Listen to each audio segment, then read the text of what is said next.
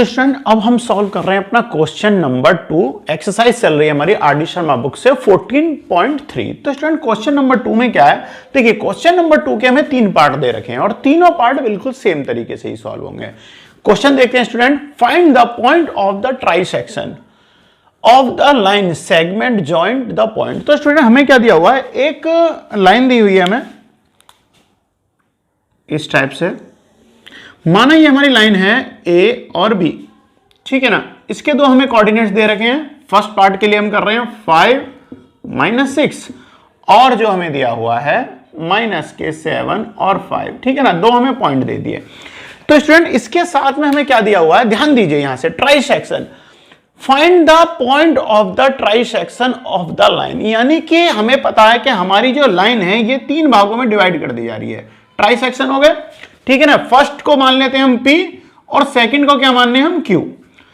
तो अब देखिए हमारे जो एक लाइन है जिसका पॉइंट क्या है A और B है। A के कोऑर्डिनेट्स क्या हैं 5 और 6 और B के कोऑर्डिनेट हैं -7 और 5। और ये जो है इसे P और Q जो है ये यानी हमारी एक लाइन को 3 सेक्शन में बांट रहे हैं। तो जब पहले हम क्या करेंगे, हमें क्या निकालना है, इनके कोऑर्डिनेट्स हमें ज्वाइंट जो करेंगे इनकी हमें वैल्यू निकालनी है। तो सबसे पहले हम मान लेते हैं, देखो अगर ये 3 पार्टों में होता है और हम इसे एक पार्ट मानते हैं, पहले फर्स्ट के लिए कर रहे हैं 1 पार्ट होते हैं। तो स्टूडेंट यहां से लेके आते हैं, अभी ध्यान दीजिए हम क्यू की बात नहीं कर रहे हैं। तो ये इसके 2 पार्ट हो गए भाई, फर्स्ट पार्ट यहां से यहां तक और P से लेके B तक का क्या हो गया, देखिए 1 और 2 पार्ट हो जाएंगे। तो M की वैल्यू हो जाएगी M/N कितना हो जाएगा 1/2, ठीक है ना। तो अभी हम फर्स्ट पार्ट के लिए सॉल्व कर रहे हैं। तो स्टूडेंट सबसे पहले क्वेश्चन में लिखते हैं हम, late P and Q be the points of trisection, points of trisection। तो देखिए हमारी A और B जो है तो उसके ट्राइसेक्शन के जो पॉइंट कौन से हैं, P and Q है।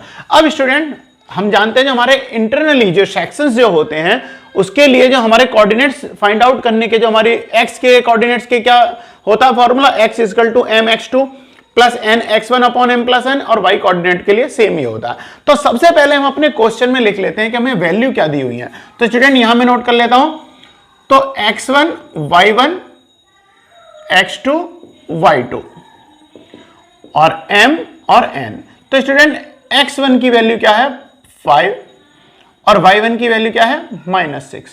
सेम इसी तरीके से x2 की वैल्यू क्या है -7 और y की वैल्यू क्या है 5, y2 की वैल्यू। m की वैल्यू क्योंकि अभी हम देख रहे हैं फर्स्ट पार्ट और पीछे वाले के लिए क्या है 2 पार्ट हैं, तो 1 और n की वैल्यू क्या होगी 2 हो गई। तो स्टूडेंट सबसे पहले हम x के लिए जो हम कोऑर्डिनेट निकाल रहे हैं किसके लिए, P के लिए। तो स्टूडेंट इसके लिए जो हमारी वैल्यू जो बन जाएगी वो वैल्यू क्या बनेगी हमारी, देखिए फॉर्मूला क्या है हमारा, फॉर्मूला अगर हम जो यूज कर रहे हैं वो सबसे पहले x के लिए m की वैल्यू क्या है 1 × x2 की वैल्यू क्या है स्टूडेंट, x2 की वैल्यू है -7 प्लस, अच्छा अब n की वैल्यू क्या है 2 × x1 की वैल्यू क्या है 5/m1 + m+n, तो कितनी हो जाएगी 1 + 2। तो स्टूडेंट इसे सॉल्व कर लेते हैं, -7 7 × 7 + 10/3। तो स्टूडेंट कितना हो गया 3/3। तो इसकी वैल्यू कितनी आ गई हमारी 1 आ गई है। तो x के कोऑर्डिनेट क्या आ गए हैं हमारे, x का कोऑर्डिनेट आ गया फॉर पॉइंट P कितना आ गया हमारा 1। तो फर्स्ट हो गया। अब स्टूडेंट P के लिए y की वैल्यू फाइंड आउट कर लेते हैं। y की वैल्यू क्या हो जानी है, अब देखिए m की वैल्यू क्या है 1 × y2 की वैल्यू क्या है स्टूडेंट 5 प्लस n की वैल्यू क्या है 2 × y1 की वैल्यू है -6 प्लस m + n। 5 × 1 = 5। अब देखिए -6 2 क्या हो जाएगा स्टूडेंट 12 हो जाएगा, कितना हो गया 12/3। अब 5 में से अगर -12 करते हैं स्टूडेंट तो क्या बचेगा हमारे पास में 7 -7/3। तो ये जो कोऑर्डिनेट्स हो गए किसके हो गए आपके y के हो गए, यानी कि 1 और -7/3 फॉर P। ओके स्टूडेंट्स, ये हो गया हमारा कोऑर्डिनेट्स हो गए हमारे पी के। अब स्टूडेंट क्या करना है हमें, देखो क्योंकि क्यू के भी निकालने हैं, क्योंकि हमारे दो पार्टों में डिवाइड हो रही है, सॉरी 3 पार्टों में हो जा रही है, एक सेक्शन हो गया दूसरा। अब दूसरे सेक्शन का जो पॉइंट है वो क्या है, लास्ट पॉइंट क्या है, क्यू है। अब अगर हम क्यू के लिए निकालते हैं तो student x1 x2 y1 y2 की वैल्यू बिल्कुल सेम रहेगी, बट अब आप यहां से ध्यान दीजिए क्यू के लिए क्या हो जाएगा, m1 m और n की वैल्यू बदल जाएगी। अगर हम q की बात करें तो देखो एक पार्ट तो हमारा ये रह जाएगा, और अब हम p को हाइड कर देंगे तो एक पार्ट हो जाएगा हमारा ये। तो देखो p के हिस्से में यानी m के हिस्से में 1 और 2 पार्ट आ रहे हैं, तो m की वैल्यू कितनी होगी 2, और n की वैल्यू क्या हो गई 1, क्योंकि ये कितना है एक पार्ट और ये कितने हमारे 2 पार्ट आ जा रहे हैं, तो इसलिए m रेशो n क्या हो जाएगा 2:1। यहां से सिर्फ आपकी m और n की वैल्यू बदल जाएगी, क्योंकि हमें क्वेश्चन में क्या दे रखा है, इक्वल जो है आपके सेगमेंट हैं 3 भागों में बढ़ जा रही है। तो अब देखो 2 पार्ट q के लिए आ गए और एक पार्ट y की वैल्यू n की वैल्यू बन गई। अब स्टूडेंट सेम इसी टाइप से करते हैं for q, for point q। अब q के लिए निकालेंगे तो सेम वही होगा, x की वैल्यू निकलेगी। अब x की वैल्यू में क्या होगा, फॉर्मूला हमारा सेम लगना है, तो स्टूडेंट m की वैल्यू, अब यहां से देखिए m की वैल्यू जो हमारे p के लिए 1 थी, यहां पर m की वैल्यू क्या हो जाएगी 2 हो जाएगी। तो कर देते हैं 2 इंटू, अब क्या है x2 की वैल्यू, तो स्टूडेंट x2 की वैल्यू क्या है हमारी, x2 की वैल्यू निकालते हैं, तो स्टूडेंट x2 की वैल्यू क्या है, x2 इक्वल टू क्या है -7, बिल्कुल, क्योंकि ये वैल्यू थोड़ी ना बदली है, ये वैल्यू तो अपनी वही सेम रहेंगी, तो कितना हो जाएगा -7। अच्छा, प्लस n की वैल्यू क्या हो गई 1 हो गई, इंटू x1 की वैल्यू क्या है 5, x1 की वैल्यू क्या है 5 अपॉन m प्लस n यानी 2 + 1 हो जाएगा। तो स्टूडेंट देखिए माइनस के 14 हो जाएंगे, 7 2 जा 14, बट माइनस के होंगे प्लस के 5 अपॉन क्या हो जाएगा 3।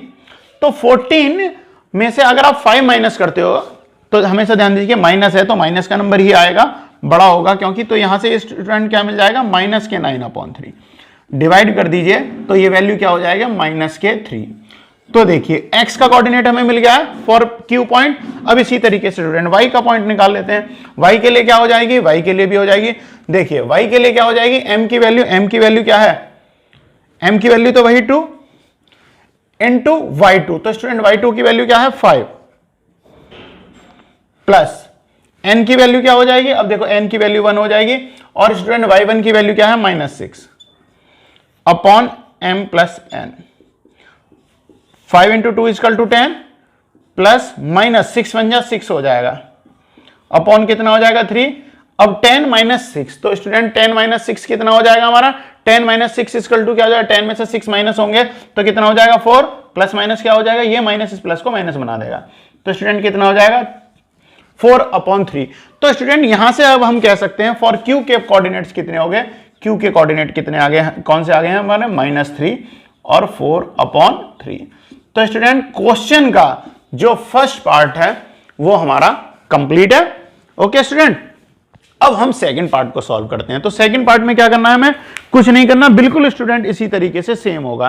तो हम क्या करते हैं, अपने क्वेश्चन के लिए हम सिर्फ देखिए, अब आपने नोट कर लिया, स्क्रीनशॉट ले लीजिए, नोट कर लीजिए। अब स्टूडेंट हमें क्या करना है, देखो ये वैल्यू तो हमारी m और n की बिल्कुल सेम रहेंगी, हमें क्या करना है, सिर्फ अपने कोऑर्डिनेट्स को हम चेंज कर देंगे। अब यहां पर सेकंड पार्ट के लिए क्या हो जाएगा, सेम इसी तरीके से होगा, x की वैल्यू बदल जाएंगी, x की वैल्यू क्या हो जाएंगी, यहां से सॉरी a पॉइंट की वैल्यू हो जाएंगी 3 - 2, और b की वैल्यू क्या हो जाएगी, अब यहां से b की वैल्यू हम कर लेते हैं सेकंड पार्ट के लिए -3 और -4। अच्छा, बाकी के ये जो है रेशो हमारी, क्योंकि पहले p पॉइंट के लिए निकालेंगे, तो p पॉइंट के लिए 1 और q की वैल्यू यानी ये दोनों सेक्शन ऐड हो जाएंगे, तो m की वैल्यू 1 हो जाएगी और n की वैल्यू क्या हो जाएगी 2 हो जाएगी। ओके स्टूडेंट्स, बिल्कुल ठीक है। तो स्टूडेंट बाकी बिल्कुल सेम रहेगा, सिर्फ हम यहां से ही चेंज करेंगे x और y की वैल्यू ही, क्योंकि हमें चेंज करनी है अपने क्वेश्चन के अकॉर्डिंग, ठीक है ना। ओके स्टूडेंट्स, हो गया ये साफ। अब क्या करते हैं, पहले हम यहां पर भी वैल्यू बदल लें, x1 की वैल्यू, x1 की वैल्यू अब क्या होगी नेक्स्ट क्वेश्चन के लिए 3, y1 की वैल्यू क्या होगी भैया -2, वेरी गुड। x2 की वैल्यू क्या है -3 हो गई, और y2 की वैल्यू हो गई -4। अच्छा, m और n की वैल्यू चकाचक वही रहेगी। तो स्टूडेंट अब फिर से हमें क्या करना होगा, पहले p के लिए कोऑर्डिनेट्स के लिए निकालेंगे हम x की वैल्यू, x इक्वल टू क्या हो जाएगी, फॉर्मूला बिल्कुल सेम रहेगा 1 इंटू क्या हो जाएगा x2 की वैल्यू, x2 की वैल्यू क्या है -3 प्लस n की वैल्यू यानी 2 इंटू फिर क्या हो जाएगा x1 की वैल्यू क्या है 3 अपॉन m1 प्लस n, आप समझ रहे हैं m प्लस n हो जाएगा तो 1 प्लस 2, ओके स्टूडेंट, माइनस के 3 प्लस 6 अपॉन 3 इजकल टू क्या हो जाएगा, यहां से आप ध्यान दीजिए 3 अपॉन 3 इजकल टू क्या हो जाएगा 1। फर्स्ट वैल्यू आ गई हमारी 1। अब इसी तरीके से स्टूडेंट p के लिए y की वैल्यू निकाल लीजिए, तो फिर से क्या हो जाएगा 1 इंटू क्या है y2 की वैल्यू क्या है -4 प्लस n की वैल्यू 2 इंटू y1 की value -2 upon m plus n यानी 1 प्लस 2 इजकल टू माइनस के 4 4 1 जा 4 इंटू क्या हो जाएगा स्टूडेंट, देखो 2 1 जा 2 2 जा 4 हो जाएगा, और ये भी क्या हो जाएगा स्टूडेंट प्लस माइनस क्या हो जाएगा माइनस हो जाएगा, माइनस अपॉन क्या हो जाएगा 3। अब स्टूडेंट इसके लिए क्या हो जाएगा देख रहे हैं आप, माइनस के 4 इजकल टू क्या हो जाएगा माइनस के 8 अपॉन 3। तो स्टूडेंट x के कोऑर्डिनेट 1 और y के कोऑर्डिनेट कितने हो गए -8, तो पहले मैं लिख देता हूं 1 और क्या हो गए माइनस के 8 अपॉन 3। ये तो आ गया हमारे कोऑर्डिनेट p के लिए, ठीक है ना, फॉर p। अब स्टूडेंट क्या करना है, हमें q के लिए निकालना है। अब आपको पता है q के लिए चेंज हो जाएगी m और n की वैल्यू, अब कितनी हो जाएगी 2:1, तो m इजकल टू 2:1। अब यहां से सिर्फ आपके क्या हो जाएगी स्टूडेंट, ये वैल्यू चेंज हो जाएंगी, m की वैल्यू 2 हो जाएगी, n की वैल्यू क्या हो जाएगी 1 हो जाएगी। तो स्टूडेंट अब करते हैं फॉर कोऑर्डिनेट फॉर q। फिर से x की वैल्यू निकलेगी, बात बिल्कुल सेम रहेगी। x की वैल्यू के लिए m की वैल्यू क्या है, अब हो गई हमारी 2 इंटू x2 की वैल्यू क्या है, x2 की वैल्यू है -3 हो गई, प्लस n की वैल्यू देख रहे हैं, n की वैल्यू क्या है 1 इंटू x1 की वैल्यू क्या है 3 अपॉन, अब देखिए m1 प्लस n आप समझ सकते हैं, तो यहां पर क्या हो जाएगा 2 + 1 करेंगे, क्योंकि m की वैल्यू 2 हो गई है, n की वैल्यू 1 है, तो माइनस के 6 + 6 इजकल टू कितना हो गया 3। तो स्टूडेंट क्या मिला -3 अपॉन 3 इजकल टू -1। तो स्टूडेंट यहां से x की कोऑर्डिनेट जो है p के लिए क्या मिली हमें -1। अब क्या करते हैं y के कोऑर्डिनेट y के लिए निकाल लेते हैं। y की वैल्यू भी क्या हो जानी है, बिल्कुल सेम रहेगी। m की वैल्यू क्या है 2, दिखाई दे रहा है ना स्टूडेंट आपको। y2 की वैल्यू क्या है -4 प्लस n की वैल्यू 1 इंटू y1 की वैल्यू क्या है -2 अपॉन m प्लस n। देखिए आप -4, यहां से ध्यान दीजिए माइनस, और ये क्या हो जाएगा माइनस हो जाएगा। एक बार फिर से चेक कर लीजिए, n की वैल्यू 1 और फिर क्या है y1 की वैल्यू क्या है -2 है। तो स्टूडेंट यहां से क्या हो जाएगा 2 1 जा 2 अपॉन 3। तो यहां से स्टूडेंट ये वैल्यू क्या बन जा रही है हमारी, एक second 4 into 2 equal to, sorry student ये 8 हो जाएगा, तो ये वैल्यू क्या हो गई -10 अपॉन 3। तो स्टूडेंट y के कोऑर्डिनेट q के कोऑर्डिनेट्स क्या आ गए हैं 1 -1 और -10 अपॉन 3। तो ये देखिए ये स्टूडेंट ये आ गए हमारे q के कोऑर्डिनेट्स, p के कोऑर्डिनेट्स आ गए हमें -1 8 अपॉन 3। तो स्टूडेंट पार्ट नंबर सेकंड जो है वो भी हमारा कंप्लीट है। अब हम पार्ट नंबर 3 को सॉल्व करते हैं। तो स्टूडेंट पार्ट नंबर 3 के लिए स्क्रीनशॉट ले लीजिए स्टूडेंट इसका। अब पार्ट नंबर 3 के लिए क्या होगा, फिर से वही होगा, क्वेश्चन बिल्कुल सेम है, a की वैल्यू चेंज कर दीजिए। a की वैल्यू क्या है हमारे थर्ड पार्ट के अकॉर्डिंग 2 - 2। अब आप समझ चुके होंगे कैसे चेंज हो रहे हैं ये सब, -7 और 4।